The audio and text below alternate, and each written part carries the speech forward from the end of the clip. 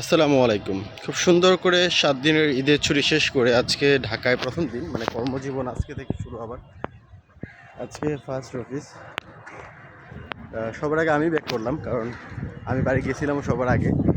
আর আজকে ঢাকায় বেশ গরম, আবার এদিকে বৃষ্টি বৃষ্টি একটা ওয়েদার। পিছনে ট্রেনও চলে আসছে, বেশ দূরে দেখা যায়। সো যেহেতু একদিন আগে চলে আসছি, সেই ক্ষেত্রে প্যারা খাইতে হয় নাই, কারণ গতকাল রাতে তুলনামূলকভাবে অনেক কমই ভিড় ছিল ট্রেনে।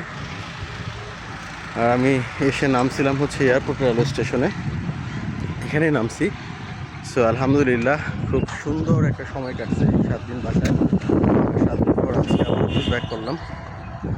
এখন থেকে রেগুলার আবার অফিস, আবার ১ বছর পরে আবার ছুটি পাবো, এরকম লম্বা ছুটি। সো এই হচ্ছে অবস্থা। যদিও বৃষ্টি আসবে মনে হয়, কিন্তু খুব গরম, আবার একটু বাতাসও আছে হালকা। দেখা যাক ট্রেন পাই কিনা।